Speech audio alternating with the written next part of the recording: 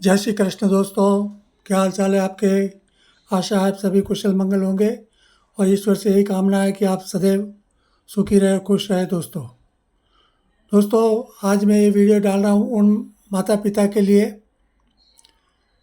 जिनके घर में जवान लड़के और लड़कियाँ हैं और निकट भविष्य में वो उनके शादियाँ करने के बारे में सोच रहे हैं। हर माता पिता ये सोचता है कि भाई उनके बच्चे जो है लड़के हो या चाहे लड़की हो उनको अच्छा ससुराल मिले, मतलब कि जो समधी होते हैं वो अच्छे व्यवहारिक मिले, गुणवान मिले और उनके लड़के और लड़की को किसी तरह की आगे जाकर कोई तकलीफ़ नहीं हो शादीशुदा जीवन में। क्योंकि शादी से पूर्व हमेशा दो परिवारों में बहुत अच्छे संबंध होते हैं और होना भी चाहिए, लेकिन वह संबंध हमेशा जीवन भर सुख शांति से रहने चाहिए, तभी वो आगे चलकर संबंध आपस में अच्छे रहते हैं। लेकिन कई बार ये देखा जाता है कि शादी के पहले जो संबंध होते हैं संबंधियों में, आगे चलकर कुछ काल बाद में वो संबंध वैसे मधुर नहीं रह पाते हैं जैसे कि शादी से पहले होते हैं। इसके कई कारण होते हैं। इसके आर्थिक पक्ष भी होते हैं, सामाजिक पक्ष भी होते हैं और लड़के लड़की के बारे में हम जो सुखद भविष्य की उनकी कल्पना करके हम शादी करते हैं वो अक्सर कई कारणों से मतलब आगे चलकर वो विवाद या मतभेदों में बदल जाती है। उसके कई प्रकार के कारण होते हैं।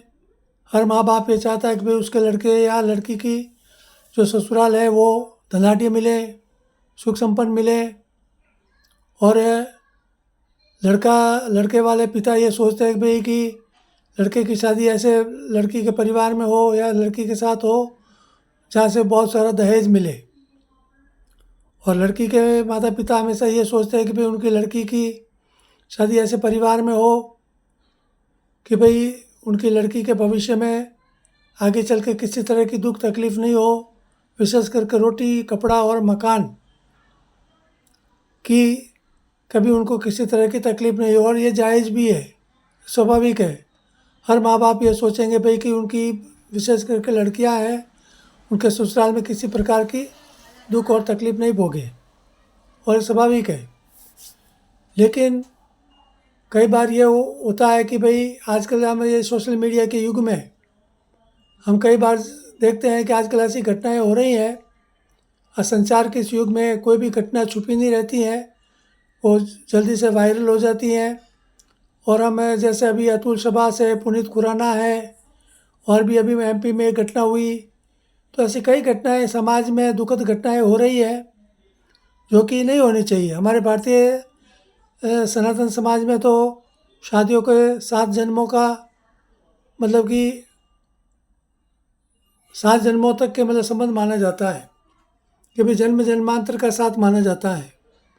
लेकिन आज के इस भौतिक युग में हम ये देखते हैं कि भाई कि शादी के बाद में कई बार ऐसे मतभेद और कलेश और दुराचार ससुराल पक्ष में होते हैं, लड़की के साथ भी होते हैं और लड़कों के साथ भी होते हैं। आगे चलकर फिर जो माँ बाप बेचारे जो लाखों रुपया खर्च करते हैं शादियों में, आगे चलकर यदि वो शादियाँ सक्सेस नहीं होती हैं तो वो बर्बाद हो जाते हैं और समाज में बदनामी अलग से होती हैं और उनको घुट घुट कर जीना पड़ता है।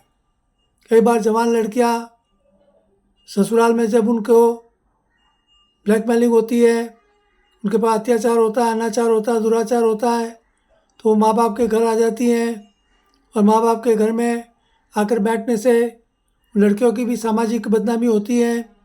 माता पिता भी हमेशा दुखी रहते हैं और फिर उन्हें कोई उपाय नहीं सूझता दोस्तों। तो अब ऐसा तो कहने के बारे में बहुत कुछ कहा जा सकता है, लेकिन मैं अब ज़्यादा आपको डिटेल में नहीं ले जाऊंगा, फिर ये वीडियो बहुत लंबा हो जाएगा। लेकिन ये जो सामने जो चार्ट है, ये चार्ट एक ऐसा चार्ट है दोस्तों कि यदि चार्ट को आप ध्यानपूर्वक समझेंगे, मैं अभी बता रहा हूँ आपको सब, आप इसको ध्यानपूर्वक समझेंगे और इसको अनुसरण करेंगे, मतलब इसका फॉलो करेंगे। इसके अनुसार यदि आप अपने लड़के और लड़की की शादी के पहले यदि कुछ चीज़ों का आप ध्यान रखेंगे तो ये गारंटी है कि आपके लड़के और लड़की की शादी में जो शादीशुदा जीवन है, उनका जो वैवाहिक जीवन है, वो कभी दुखी नहीं होगा। उनके जीवन में कभी दुख या तकलीफ़ नहीं आएगी, ये गारंटी है। जीवन में दुख तकलीफ़ें आती है, छोटे मोटे मतभेद तो हर परिवार में होते हैं, पति पत्नी में भी होते हैं, भाई बहन में भी होते हैं, माता पिता में भी होते हैं, सभी में होते हैं। वो विचारों की भिन्नता होती है, इसलिए होता है। लेकिन फिर भी वो जीवन में एक प्रकार का तालमेल है, तारतम्य बना रहता है। वो मतलब कहीं भी वो संबंध आगे जाके उतने ख़राब नहीं होते हैं कि भाई कि समाज में या आपसी जीवन में कभी किसी प्रकार की कलेश या दुर्व्यवहार नहीं देखा जाता है। वो जो जीवन की जो गाड़ी है वो चलती रहती है। लेकिन स्थिति, दुखद स्थिति वहाँ बनती है जहाँ कई प्रकार के मतलब कि दुख तकलीफ़ें देखनी पड़ती है, कलेश होते हैं, यहाँ तक कि मामले मारपीट तक हो जाते हैं, कोर्ट कचहरी तक चले जाते हैं, और फिर तलाक होते हैं, समाज में बदनामी अलग होती है, झूठे मुकदमे भी हो जाते हैं, और फिर आगे चलकर कई प्रकार के दुखद मतलब कि परिणाम सामने आते हैं। तो ऐसा नहीं होना चाहिए। विशेष करके हमारे हिंदू सनातन समाज में तो हमारे ऋषि मनीषियों ने कई ऐसे उपाय बताए। यदि हम उनको थोड़ा सा हम अपने जीवन में उनको उतार लें तो किसी भी लड़के या लड़की में जो शादीशुदा जीवन है वो कभी दुख नहीं होगा दोस्तों, ये बिल्कुल गारंटेड चीज़ है। तो अब मैं आगे और डिटेल में नहीं जाकर आपको समझाता हूँ। वैसे बीच में एक बात और मैं डिस्क्लेमर देता हूँ, स्पष्टीकरण देता हूँ। मैं जो भी कह रहा हूँ वो एक सुझाव है मेरी तरफ से, आप उसको माने या नहीं माने वो आपके ऊपर है। मेरी तरफ से कोई बाध्यता नहीं है। आपको अच्छा लगे तो आप माने, आपको नहीं अच्छा लगे तो कोई मानने की ज़रूरत नहीं है। आप अपने विवेक और बुद्धि से आप अपना काम ले सकते हैं। तो ठीक है दोस्तों, अब आगे चलता हूँ। ये जो सामने जो चार्ट है, अब ये देखिए, यहाँ इंग्लिश में भी और हिंदी में भी है। तो जिनको थोड़ी बहुत हिंदी की जानकारी नहीं वो इंग्लिश में समझ सकते हैं, या जिनको इंग्लिश में थोड़ी तकलीफ़ है तो वो हिंदी में भी उसको समझ सकते हैं।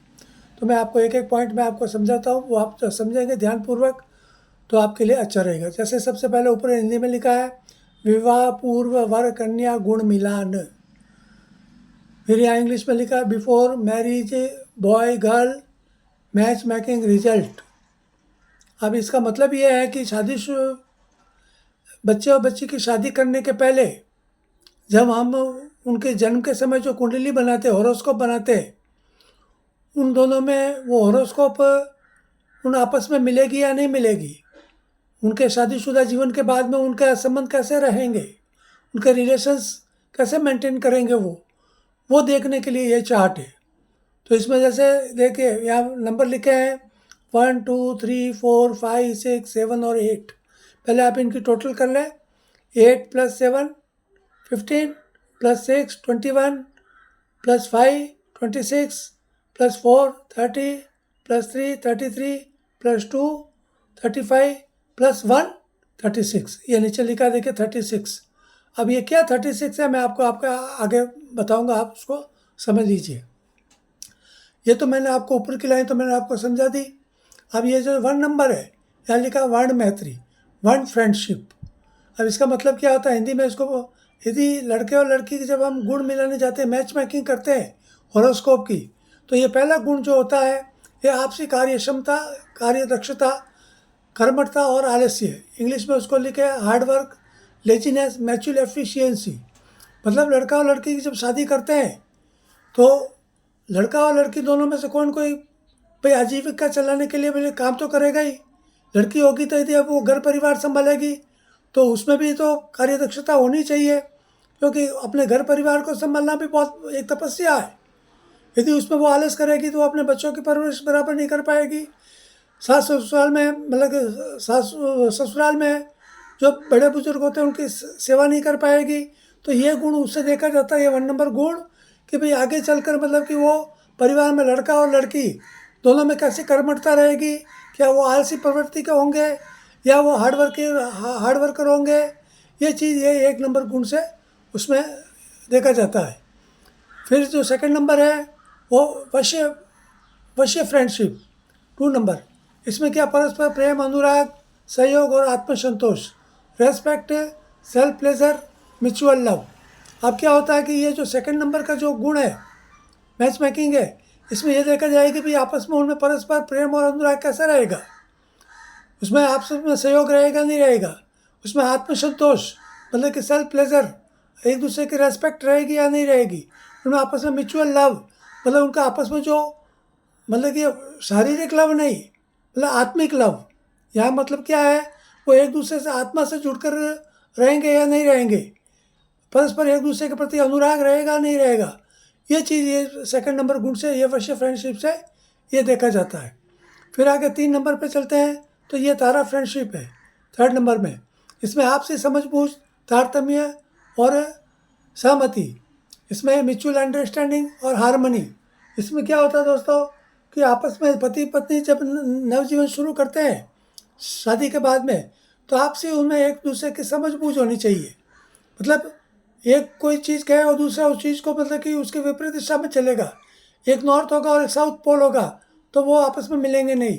तो ये थर्ड नंबर से ये देखा जाता है कि उनमें आपस में उनकी समझबूझ कैसी रहेगी, उनमें तारतम्य और सहमति कैसा रहेगा, उनमें म्यूचुअल अंडरस्टैंडिंग या उन दूसरों में सद्भावना, हारमनी रहेगी या नहीं रहेगी, ये थर्ड नंबर से देखा जाएगा। फिर आगे चलते हैं फोर्थ नंबर यानी योनि फ्रेंडशिप। इसमें दिमागी क्षमता, विवेक, मर्यादा और सम्मान, ब्रेन कैपेसिटी, डिस्क्रिएशन एंड डिग्निटी। इसमें यह देखा जाता है कि आपस में उनमें जो दिमाग की जो क्षमता होती है वो कैसी होगी। जैसे कई बार ये देखने जाता है कि एक तो बहुत ही ज़्यादा मतलब कि यूँ अपना दिमाग चलाता है और दूसरा बेचारा दबकर रहता है, तो उनमें भी तालमेल नहीं हो पाता है। तो एक दूसरे की मर्यादा जो होती है वो मर्यादा एक दूसरे की मतलब संबंधों में मर्यादा बहुत ज़रूरी है। पति और पत्नी दोनों आपसी मर्यादा रखेंगे तो उनके जीवन में मधुरता रहती है। वरना क्या होता है कि पति अकड़ स्वभाव का होता है और पत्नी बेचारी एकदम सीधी सादी भोली भाली होती है, तो वो एकदम दबके रहती है। या कई बार ये देखा जाता है कि जो लड़की होती है वो दबंग और मतलब कि बहुत ही अपने आप को डैड होशियार से समझती है, लेकिन लड़का बेचारा दबू किस्म का रहता है। तो ये आपस में ये फोर्थ नंबर जो मैच मेकिंग है, इससे ये देखा जाता है कि उनके आपस में जो ये विवेक है, एक दूसरे का जो सम्मान है, रेस्पेक्ट है, ये रहेगी या नहीं रहेगी। डिग्निटी मतलब कि ब्रेन कैपेसिटी और डिस्क्रिएशन। आगे चलते हैं फिफ्थ नंबर में ये ग्रह प्लेनेट फ्रेंडशिप, मतलब कि कोई भी लड़का और लड़की जब उसकी जन्म होती है तो उस समय जो उसकी राशि होती है उस राशि के स्वामी होते हैं, लॉर्ड होते हैं। उस राशि स्वामी में आपस में मित्रता होगी या शत्रुता होगी, वो इस फिफ्थ नंबर से मैच मेकिंग देखी जाती है। इस वजह से परस्पर स्वभाव, झुकाव, क्रोध और क्षमा, म्यूचुअल नेचर, एंगर और फॉरगिवनेस। इसमें क्या देखा जाता है कि वैसे जैसे लड़का और लड़की है उनके आपस में जो नेचर होगा वो कैसा होगा। जैसे मान लो लड़का या लड़की दोनों में से एक क्रोधी होगा और दूसरा यदि मतलब कि क्षमाशील होगा, फॉरगिवनेस के उसमें गुण होंगे, नेचर होगा, तो वो थोड़ा बहुत चल जाता है। और यदि लड़का और लड़की दोनों क्रोधी स्वभाव के होंगे तो आगे चलकर क्या होता है, वो क्रोध फिर आगे कलेश में बदल जाता है और वो कलेश फिर आगे कई प्रकार की समस्या जीवन में, मतभेद है, मनभेद है, वो पैदा करता है और फिर वो जीवन आगे चल कर मतलब कि दुर्भाग्यपूर्ण हो जाता है। तो ये फिफ्थ नंबर जो मैच मेकिंग है, ये क्रोध, क्षमा है, परस्पर स्वभाव है, एक दूसरे के प्रति झुकाव है, म्यूचुअल जो नेचर है, एंगर है, फॉरगिवनेस के बारे में ये मैच मेकिंग की जाती है। फिर आगे चल के सिक्स नंबर जो है वो गण फ्रेंडशिप। ये 6 पॉइंट है। गण फ्रेंडशिप का मतलब होता है आपसी पसंद नापसंद, सूझबूझ, रुचि अरुचि, mutual interest, respect and honour. इसमें क्या देखा जाता है कि आपस की जो पसंद नापसंद होती है वो क्या है। यदि छोटी छोटी बातों में पसंद नापसंद में यदि रुचि अरुचि हो जाती है तो उसमें सूझबूझ उसमें काम आती है। सूझबूझ का मतलब ये होता है जैसे मान लीजिए पत्नी कोई चीज़ लेकर आ गई या पति कोई चीज़ लेकर आ गया और एक दूसरे को पसंद नहीं आई तो कोई बात नहीं है, लेकिन कम से कम सूझबूझ होगी तो वो उस समय उस चीज़ को वो विरोध नहीं करेंगे मौखिक रूप से, मतलब वर्बली उसका वो विरोध नहीं करेंगे और इसमें वो सूझबूझ के हिसाब से वो उसको एक्सेप्ट कर लेते हैं। तो ये चीज़ भी आपस में होनी ज़रूरी है, क्योंकि कई बार ये देखा जाता है कि एक को कोई चीज़ की पसंद होती है, एक को कोई चीज़ पसंद नहीं होती है, तो उसी बात पे छोटी छोटी चीज़ों पर झगड़े टंटे शुरू हो जाते हैं। तो ये चीज़ भी इस 6 नंबर गुण से ये देखा जाता है, 6 नंबर पॉइंट से। इसमें आपस में म्यूचुअल इंटरेस्ट रहेगा नहीं रहेगा, एक दूसरे में रेस्पेक्ट होगा नहीं होगा, एक दूसरे का ऑनर वो करेंगे नहीं करेंगे, लड़का लड़की, बॉय और गर्ल, ये सब इसमें 6 नंबर पॉइंट से देखा जाता है दोस्तों।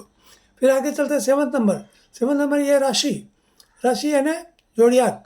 इसमें क्या देखा, 7 पॉइंट जो है इसमें मैच मेकिंग देखी जाती है, आपसी व्यवहार और विचार, आर्थिक ईमानदारी, इसमें म्यूचुअल बिहेवियर, फाइनेंशियली ऑनेस्टी।